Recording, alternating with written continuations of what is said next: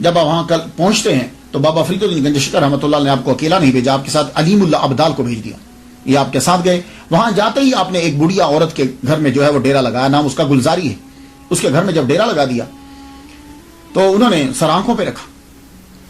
آپ یہ جو کلیئر ہے، بادشاہ کی حکومت تو تھی لیکن برائے نام تھی، دہلی کے زیر اثر تھا لیکن برائے نام اثر تھا۔ اس قلعے کو فتح کیا تھا ابو صالح نے، آرمی آئی تھی یہاں، پڑاؤ کیا تھا انہوں نے، تو جب پڑاؤ کیا تھا تب ایک مسجد بنا دی تھی، تو مسجد جب آرمی نے بنائی تھی تو اچھی مسجد، وہ ایک ہی جامع مسجد تھی، اور وہاں ایک قاضی بھی مقرر کیا، اس قاضی کا نام، مفتی کا نام تھا تبرک۔ اب یہ بہت دور تھا، جنگلات میں ٹیلا، مختصر سی آبادی، زیادہ تر لوگ جو ہیں وہ یہاں کے غریب تھے، مزدور تھے، یا وہ کھیتی باڑی کرتے تھے یا وہ لکڑیاں جو ہیں وہ بیچتے، اور آدھی مزارع اور آدھی ساہوکاروں کی نوکر، ان سے پیسے لیے مقروض سب کے ساتھ۔ تو ایک وہاں بڑا آدمی تھا، نام اس کا تھا قیام الدین۔ یہ قیام الدین جو ہے، جو قلعہ تباہ ہو چکا تھا، اس قلعے کو دوبارہ سے تعمیر کر کے اسی قلعے کے اندر رہنے لگ گیا تھا یہ قیام الدین، اور یہی ذمہ دار جو ہے، یہی وہاں اقتدار اسی کا تھا، اسی کا اثر و رسوخ چلتا تھا، اور قاضی جو ملا تھا وہ اسی کا نوکر بنا ہوا تھا۔ آپ سیدھا جامع مسجد میں پہنچے، جامع مسجد میں آپ نے جا کے اعلان کر دیا، سنو میرے پیر و مرشد شیخ بابا فرید الدین گنج شکر رحمۃ اللہ علیہ، یہ رحمۃ اللہ علیہ میں کہہ رہا ہوں، تو انہوں نے، میں ان کا خلیفہ ہوں اور یہ خلافت نامہ ہے، اور یہاں کی ولایت جو ہے انہوں نے مجھے عطا کی، یہ کہہ کے واپس۔ جب آپ نے یہ کہا، اب بات آہستہ آہستہ لوگوں میں پھیلنے لگی، تو غریب لوگ آپ کے پاس آنے لگے، آپ نے ان کو بتلایا کہ اسلام کیا ہوتا ہے، توحید کیا چیز ہے، اور جب انسان توحید اختیار کر لیتا ہے تو پھر سب برابر ہو جاتے ہیں۔ اب بتا رہے ہیں کہ اونچ نیچ ہمارے ہاں نہیں ہوتی، ہمارے ہاں سب برابر ہوتے ہیں، اور جو تمہاری مسجد ہے، یہ جو تم نے مسجد بنائی ہے، اس مسجد کے اندر تم لوگ کیا کر رہے ہو کہ یہاں امیروں کی لائن اور ہے، غریبوں کی لائن اور ہے، تو تم نے اللہ تعالیٰ کے گھر کے اندر بھی جگہوں کا تعین کر دیا۔ خدا کے گھر کے اندر تو سب ایک ہوتے ہیں، جو سب سے پہلے آتا ہے وہ پہلی جگہ پہ کھڑا ہوتا ہے، بادشاہ بھی بعد میں آئے گا تو اس کے لیے ہم جگہ نہیں بنائیں گے، وہ پیچھے کھڑا ہو کے نماز پڑھے، تم کسی کو وہاں سے اٹھا نہیں سکتے۔ تو آپ جب یہ باتیں کرنے لگے، اب اس سے زد پڑتی ہے امیروں کو بھی اور قاضی کو بھی، کیونکہ یہ فرق اور تفاوت انہی نے تو رکھا ہوا ہے۔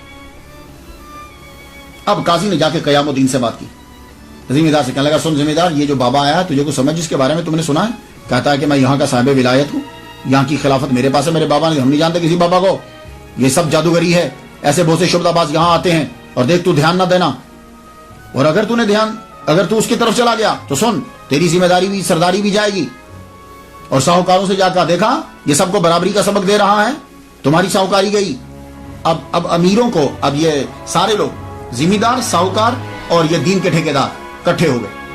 اکٹھے جب یہ ہو گئے تو اب یہ لوگوں کو دھمکانے بھی لگے، ڈرانے بھی لگے، وہ بیچارے مزارے سے غریب تھے، آہستہ آہستہ لوگ بابا سے پیچھے ہٹنے لگے۔ یہ لوگ دیکھتے رہتے کہ بابا کے پاس کون جاتا ہے، جو جاتا پھر چیک کرتے کہ یہ کس کے زیر اثر ہے، ساہوکار کے یا ذمہ دار کے، جس کے زیر اثر ہوتا وہاں سے دھمکا دے۔ سارے لوگ ہٹ کے 5 بندے بچ گئے، ٹوٹل 5 آدمی بابا صابر پیا کلیئر کے ساتھ لگ گئے، صرف 5 بندے رہ گئے۔ آپ نے اب خط لکھے، پہلا خط لکھا اپنے پیر کو، علیم اللہ ابدال کے ذریعے سے مرشد کو خط بھیجا اور کہا کہ یہ قاضی جو ہے یہ بہت شرارتیں کر رہا ہے، ہمیں آپ نے صاحب ولایت بنایا یہاں کا، یہ تسلیم نہیں کرتا ہمیں۔ تو بابا فرید الدین گنج شکر رحمۃ اللہ علیہ نے پہلا خط لکھا، اور خط کا مخاطب قاضی تھا، قاضی سے یہ بتایا میرا نام کیا ہے، اپنا بتانے کے بعد کہا ہم نے اس کو یہاں کی ولایت دی ہے، اور قرآن کی آیات بھی لکھی اور حدیث مبارکہ بھی لکھی، اور کہا کہ تم شرارتوں سے باز آ جاؤ۔ بہت نرمی سے خط لکھا۔ وہ خط لے کے علیم اللہ ابدال جب واپس آئے، سب سے پہلے بابا نے پڑھا، صابر پیا نے پڑھا، پڑھنے کے بعد وہ خط قاضی کو بھیج دیا۔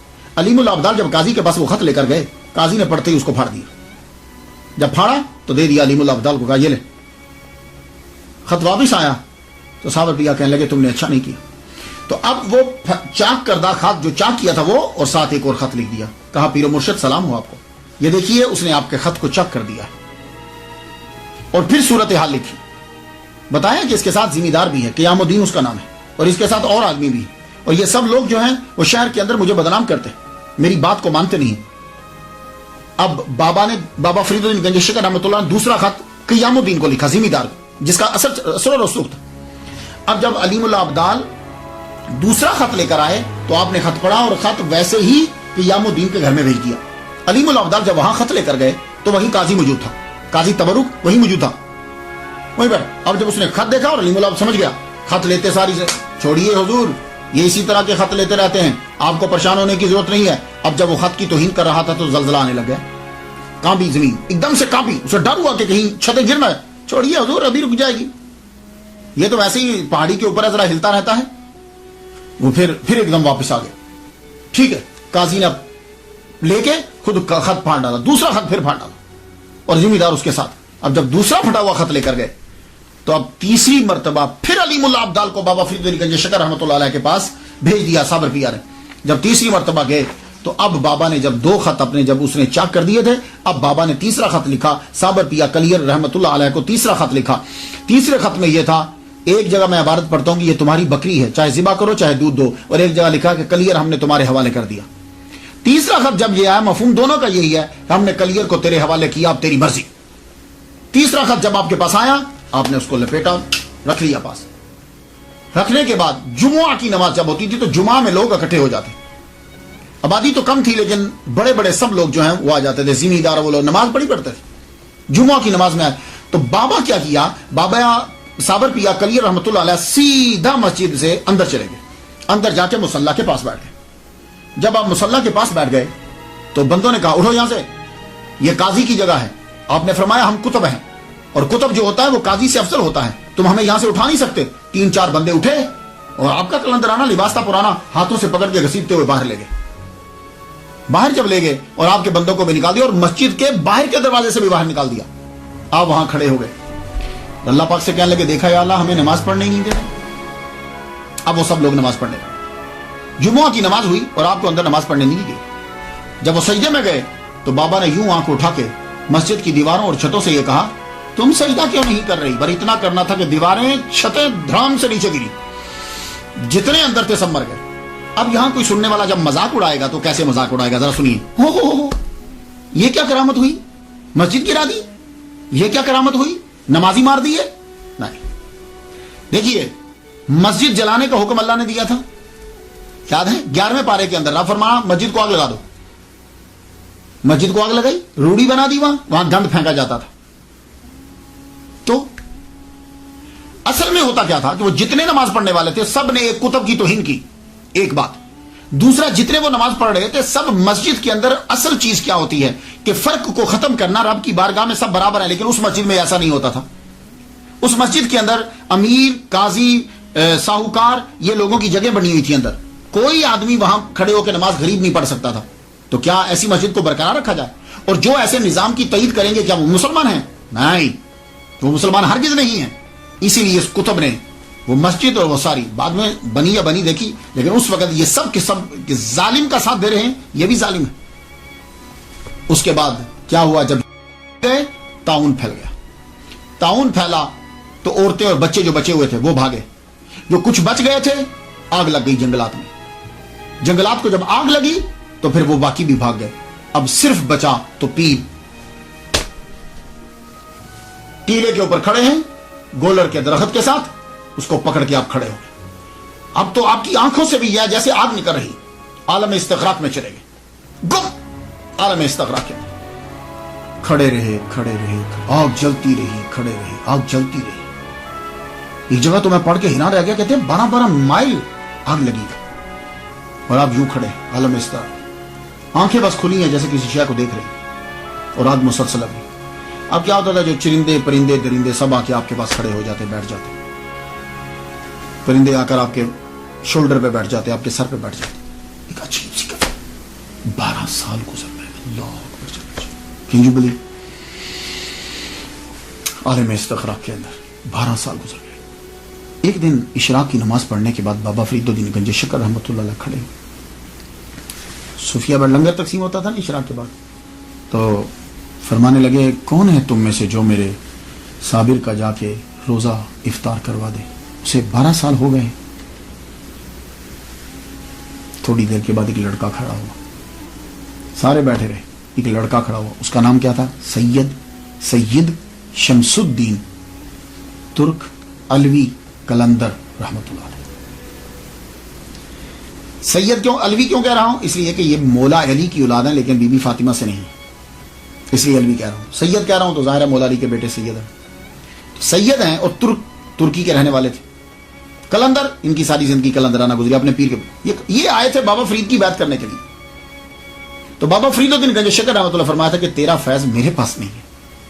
یار میں حیران ہوتا ہوں، آج کل تم چلے جاؤ کسی بھی پیر کے پاس فٹافٹ مرید کر لے گا تاکہ میری تعداد بڑھ جائے، اور وہ بندہ بیٹھا رہتا تھا کہ نہیں بھائی تیرا فیض میرے پاس نہیں ہے. تو یہ بڑے دن سے بیٹھے ہوئے تھے. اب جب کھڑے ہوئے جی حضور میں چاہتا ہوں، سمجھ لگے ہاں تیرا فیض اس کے پاس ہے. دیکھا میں کہا ہاں اب سمجھ آئی، تیرا فیض میرے بھانجی اور داماد کے پاس ہے. چلو تیاری کرو کوچ کرنے کی. تیاری کی، کہا حضور میں تیار ہوں جانے کے لیے. فرما لگے سنو، میرے صابر کے پاس جانے سے پہلے کچھ چیزیں سن لو. پہلی بات تو یہ ہے کہ یہ کچھ چیزیں ہیں، یہ لیتے جاؤ تیرے کام آئیں گی. ان میں کچھ آئل تھا، تھوڑا سا آپ نے دم کیا. کہا کہ میرے صابر کو 12 سال ہو چکے ہیں ایک ہی حالت میں کھڑے ہوئے، یہ لے جاؤ آئل. اور اس میں کافی ساری چیزیں، دم بھی تھا، تو اسے جب میرا صابر بیٹھے گا ضرورت تمہیں پڑے گی اس کی بھی لے جاؤ. اور دوسرا، تم اس کے سامنے مت جانا جب تک وہ بیٹھ نہ جائے، اور یا جب تک تمہیں اجازت نہ دے دے، تم اس کے سامنے مت جانا. باقی تم علیم الابدال جو ہے وہ تمہیں وہاں کلیر تک پہنچا دے گا، اور باقی اللہ تیرا حافظ و ناصر. جاؤ.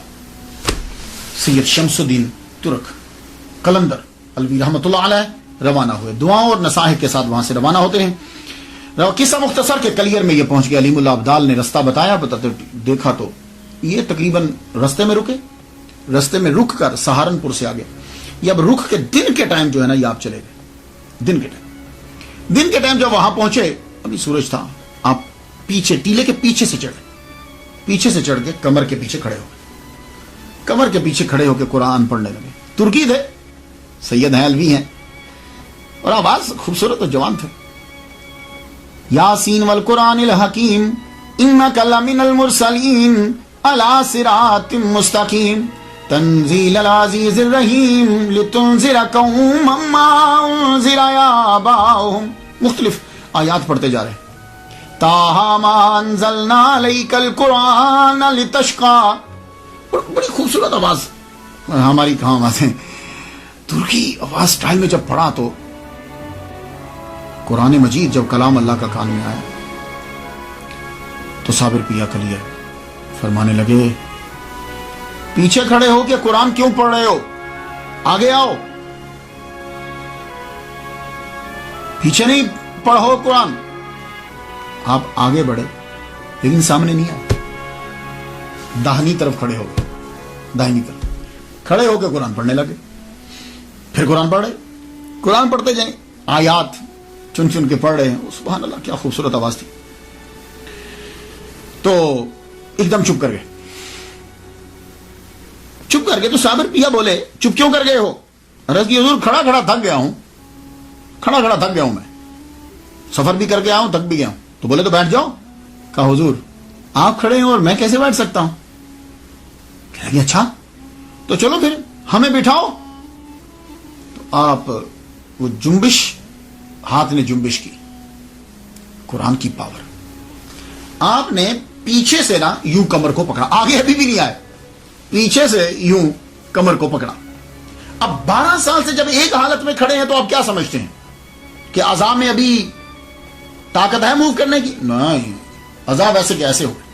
آپ نے پیچھے سے پکڑ کر یوں اپنے جسم کے سہارے سے آپ کو پیچھے لا کے وہ درخت کے تنے کے ساتھ آپ کو یوں ایسے رکھ دیا. جب نیچے بیٹھ گئے تو اب سامنے آئے. اللہ اکبر جل شان. اب سامنے آئے تو اب قرآن پڑھنے لگے. قرآن جب پڑھنے لگے پڑھتے پڑھتے پھر رک گئے. تو صابر بھی پوچھتے آپ کیوں رکے ہو؟ کہنے لگے حضور شام ہونے والی ہے تو مجھے جلدی واپس پاک پتن جانا ہے. اللہ اکبر جل شان. مجھے پاک پتن جانا ہے تو میں پہنچ نہیں پاؤں گا. پاک پتن کا نام سنا نا جب تو آنکھوں میں آنسو آ گئے. بولے ہمارے مرشد کے شہر سے آئے ہو؟ ہمارے مرشد کے شہر سے آئے ہو؟ 12 سال کے بعد آواز سن رہے ہیں. کہا ہاں حضور میں بابا فرید کے شہر سے آیا ہوں, انہوں نے مجھے بھیجا ہے. تو اگر آپ مجھے اپنی غلامی میں مستقل رکھ لیتے ہو تو پھر تو میں رہ جاتا ہوں, ورنہ مجھے جانے دیجیے. کہنے لگے نہیں, تم ہمارے فرزند ہو, رکو, تم ہمارے پاس رکو. کہا اچھا مرشد ٹھیک ہے. قرآن شروع کر دیا. قرآن جب پڑھنا پھر رک گئے. کہا اب کیا ہوا, آپ کیوں رکے ہو؟ کہا حضور بھوک لگ گئی ہے, کچھ کھانے کو. فرمان لگے تو وہ گولر توڑو نا, وہ گولریاں توڑو اور ان کو پکا کے تو کھاؤ. اب جب پکائے گئے تو سامنے رکھ دیے لا کے. تو کہا کھاتے کیوں نہیں؟ کہا حضور کیسے کھاؤں, آپ نہیں کھائے, مرشد نہیں کھائے گا تو میں کیسے کھا لوں؟ کہا اچھا چلو لاؤ. اللہ اکبر جل شانہ, خود وہ ابالتے پانی میں ابال کے بنا نمک کے ابال کے پیر کو دی, خود کہیں. کیا کہنے تھے. پھر آگے بڑھے, اپنے مرشد کو جو ہے نا وہ جو بابا فرید نے تیل دیا تھا وہ تھوڑا تھوڑا لگایا, ہاتھوں کو, پنڈلیوں کو لگایا. وہ خود ان کی اپنی کرامت تھی, یہ بابا کے تیل کی کرامت تھی. خود ان کی زبان میں بڑا اثر تھا, جو منہ سے کہتے تھے وہ نکل جاتا, فوراً پورا ہو جاتا تھا. یہ